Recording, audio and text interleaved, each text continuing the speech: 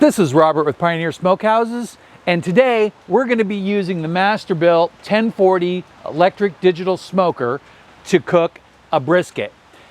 When I bought it from the store, I bought a little bit larger than I would normally buy. Normally I aim for about a 12-pound brisket, but I bought a 16-pound so I could cut off a part of the flat, which is not my favorite part on the brisket anyway. I could cut off 2/3 of that flat and make it into bacon. Now, I took that and then I trimmed off what was left on the fat, and the decal was partially removed. So there wasn't a lot of hard fat on it, which was nice. I didn't have to pay for a bunch of that, but it wasn't on sale by any means. So I trimmed it, got a lot of the stuff off, and I took some of the scraps and I threw them in the smoker during the preheat phase, and I let it run a little long. But I also wanted to make sure that we had a good, clean smoke flavor in there, so I went ahead and ran some smoke through it. And we'll get to that in a second. So here's the pre-trim, and then you can see the trim, and then you can see the seasoning. Now for the seasoning today, I used the 3-2-1, and then I used the combination with the Wet n Wild seasoning on there. It has a real tomatoey almost taste to it, and I really enjoy that. This is the first time I've used it on a brisket, so I'm hoping that it turns out as good as it has on everything else, which, like I said, I love the tomatoey type taste. I don't get where they get it all, but it sure turns out really good. When I season a large piece of meat like a roast or a brisket, I always start by going down the sides. So I'll take the meat and I'll lay it on its side and stand it up, and then sprinkle it on there and pat it down tight. And then I flip it over and do the same thing. Now I'm not trying to overload the sides with spice, because you get a lot of spice on the tops, but on a thick piece of meat, you still need that spice on the side. I do both sides of that. Then I lay the meat down, and if it's on a clean cutting board, I'm able to just move the meat down and pick up any of the extra spices with the roast itself. In this case, I had the grill mat on the back of the sheet pan, so some of that spices just wasn't going to be picked up by the brisket, but I went ahead and did it that way anyway. Then I lightly applied seasoning all over it, and then recovered it with the Wet n Wild. So first the 3-2-1-1, and then the Wet n Wild, and that'll give it the base flavor and add that extra spice for the Wet n Wild spices. So this is what we have left here, and of course I have a couple of pictures there. And you can see this nice, beautiful piece. It started out as 16 pounds, but I'm thinking it's probably close to around 11. And this is going to be a big chunk that when I'm done, if there's a lot of leftovers, I'll cut this off and re-smoke the ends for smoked burnt ends. Well, like I was saying, I went ahead and I preheated it and I added smoke to it. So I'm going to just go ahead and slide this in, and because it's on the grill mat, I'll just take it off to the side here and pull it right on into the smoker.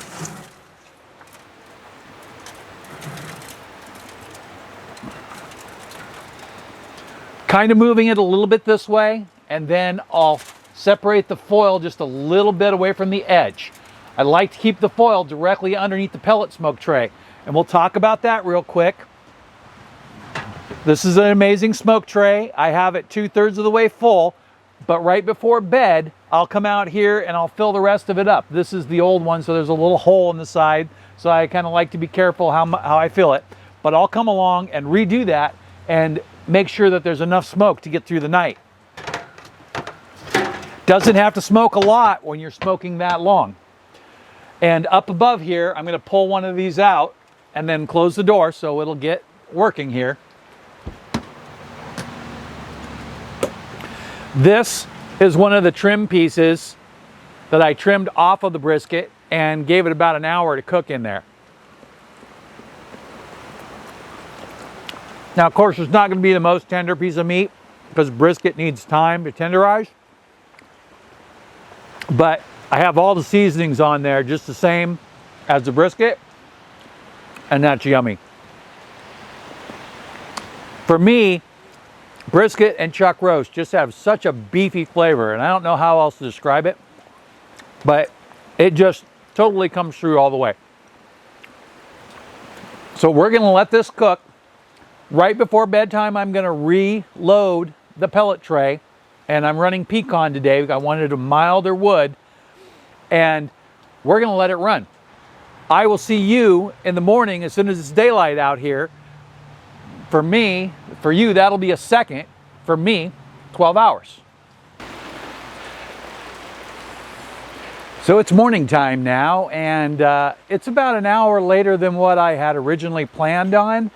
But the reason for that is because I did it again. I let the timer run out.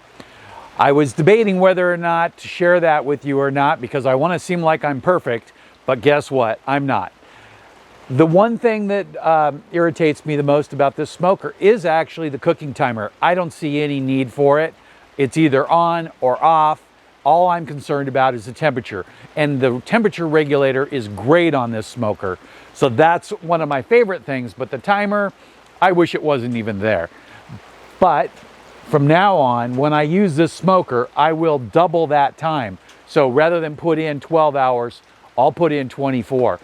That's what I did last time. I forgot that I ran it to preheat it and smoke those extra pieces of cutting for the trim, and because of that I ran about an hour short. So when I came out early this morning before daylight, the smoker had turned off, and somewhere around an hour prior to that. So it was still hot, but it wasn't as hot as I would have liked it. So I went ahead, turned it back on, and then raised the temperature up to 250. Overnight I ran it at 205 just to be safe, to make sure it didn't get away from me. So I haven't looked at it in a few hours. Let's open it up. And you can see the smoke comes off of it a little bit, but there's no smoke generated right now. We haven't done that for a while. So I'm going to use my cheap little ThermoPro thermometer here, and I got to tell you, this is some great money spent. I think it was like 13 bucks or something. We are at 157. And that is a good temperature, but it's not going to be anywhere near done. I'm going to go ahead, and you shouldn't really do this on a brisket, but I'm going to slice off a little piece off the corner here, and then I'm going to go ahead and close it back up.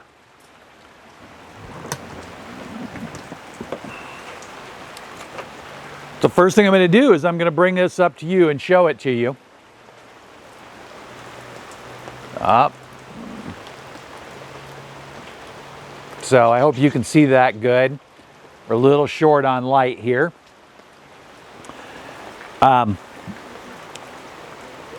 So it's not up to temperature, but on this outside edge, it's going to be a lot warmer than it was in the middle. And you can see that it's pulling apart without, there's a little bit of fiber there, so connective tissue, but not a big deal. Now I want to show you this, and with electric smokers, one of the things that you miss out on is that really good thick crust, but you can see that we still have a great crust here, and I'm very happy with that actually. I'm gonna, what I'll do is I'll go ahead and turn on the light.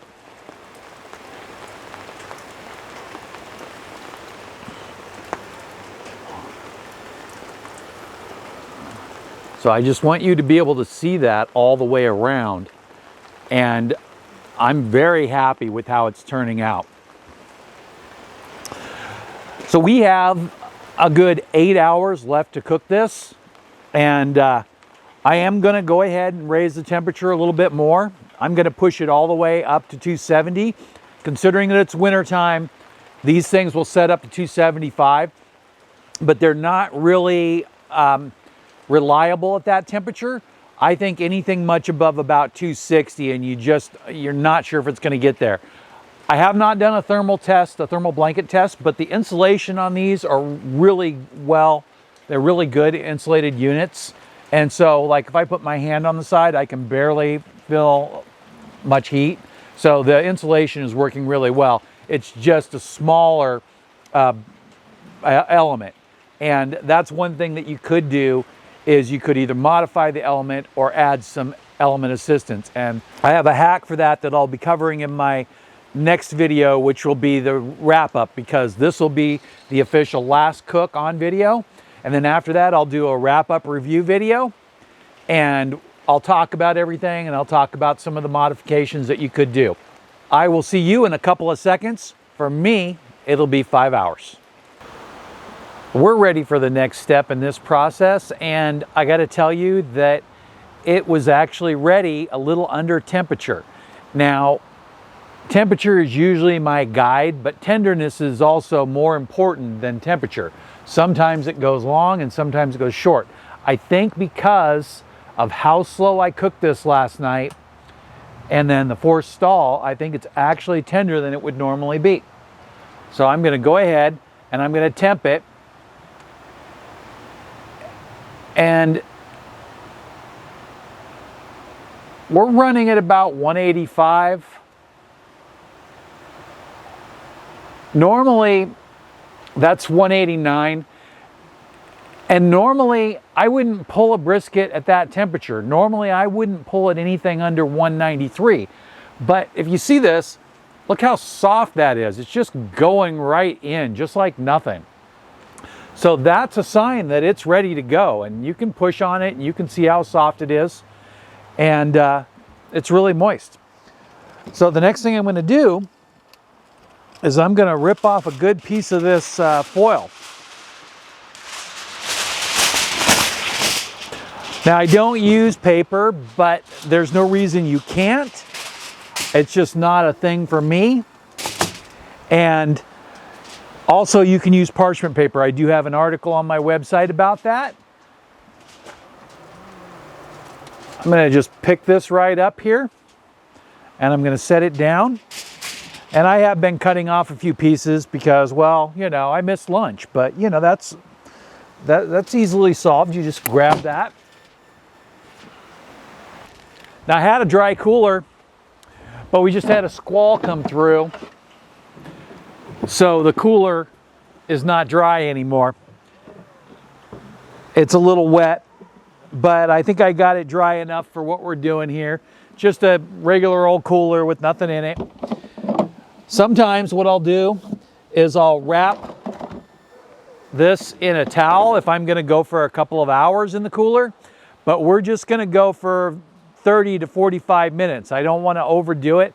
I just want to rest it long enough to make sure that the juices have distributed evenly, and then we can eat it. So I'm going to pop this in the cooler. We'll be back in a couple of seconds for you. For me, it'll be 30 minutes. So it's been the 30 minutes, and we're ready to move on and slice this thing up. So first thing, cooler.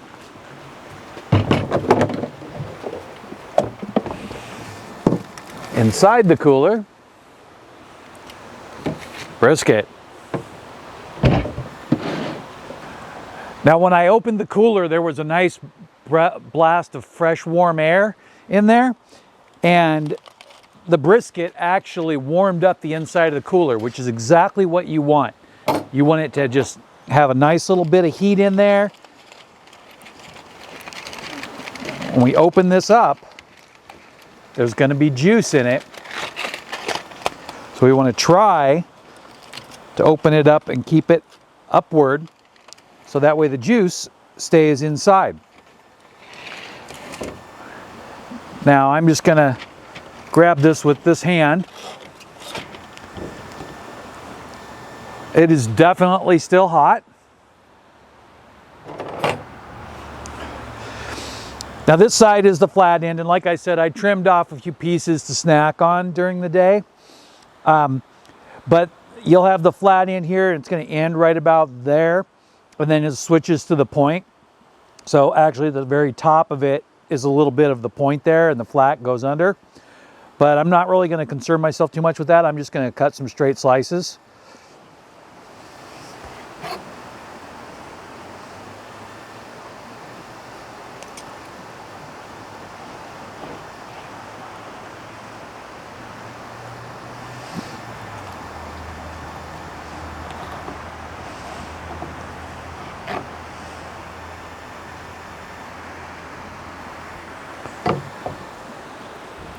This isn't going to last long. Probably should have wore 2 gloves, but I didn't. It's definitely still quite hot, but the juices have definitely absorbed.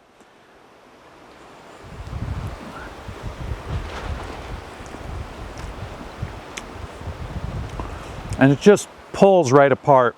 Like I said, this part is actually apart from the point there that runs across the top.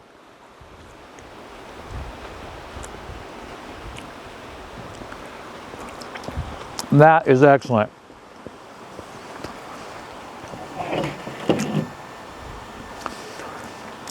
I'm going to bring this up to the camera so you can get a really good look at it here.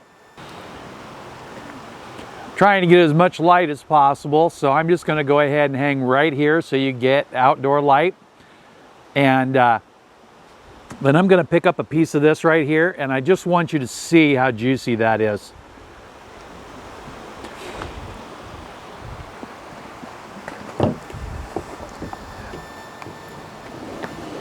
Now I'm going to go ahead and cut back here.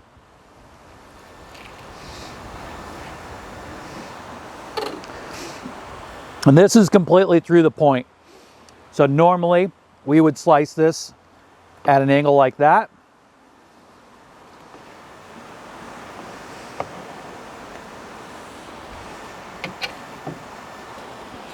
And I want you to see this. Here we go. Look at it just fall apart.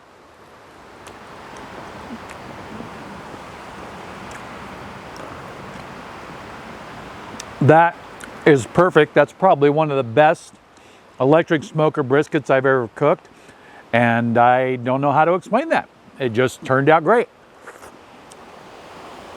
So, got a good chunk of fat here. I'm gonna throw that in the fire pit.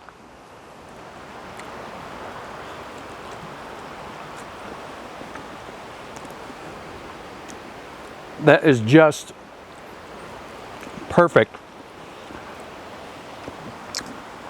And I want to talk for a second about why I cook this. I wanted to show you that you could still get a nice tasty crust in an electric smoker. Yeah, you're going to have a little bit different crust, and it's going to be a little bit drier in like a charcoal smoker or a offset wood burner, but you can still cook a great brisket in something like this. My personal favorite for all-around use, if you just want to buy one smoker and you don't want to have, what do I got, 7 of them around here? If you don't want to have 7 smokers, then this is the perfect smoker for you, for the low hassle, easy to keep clean, easy to maintain. Just keep it out of the rain and it'll be great. So the temperature range on this smoker is 100 degrees, but it really doesn't smoke much at 100 degrees. That's more of a drying out temperature. All the way up to 275, but it really doesn't hold 275 unless it's summer. So you can get up into the 260 range pretty easily, but above that, you'll need to do some kind of modification. Also, because of the hole on the side, it allows for easy addition of a cold smoke device. And in this application today, rather than feed the wood chips into it, we used the amazing smoke tray because it's able to just keep smoking through the night. Something that I did do here is that I used a small sheet of tinfoil, and that was probably a little too small for a full-size brisket. And this, the grill mat, is just the best. Once I pull that off of there, I'll be able to throw these in the dishwasher separately, and I can scrape that and wash the grill mat down with a regular dish brush. So this cook was amazingly successful and even surprised me. This is going to be great. I'm going to cut this up for burn ends and cook that separately. Probably won't do a video on that. I'm just going to enjoy that. But I'll take that and I'll dice it up into maybe 1.5-inch cubes, mix it with some barbecue sauce, and throw it back into the smoker or even the pellet smoker just for convenience, and just cook it until that barbecue sauce glazes up and gets a little crispy. Or you can even put it on the propane grill just to heat it up, because it's got all the flavor that it needs right here. So I hope you enjoyed this, and down below you're going to find a couple of different links to some recipes and the how to use this smoker and the review.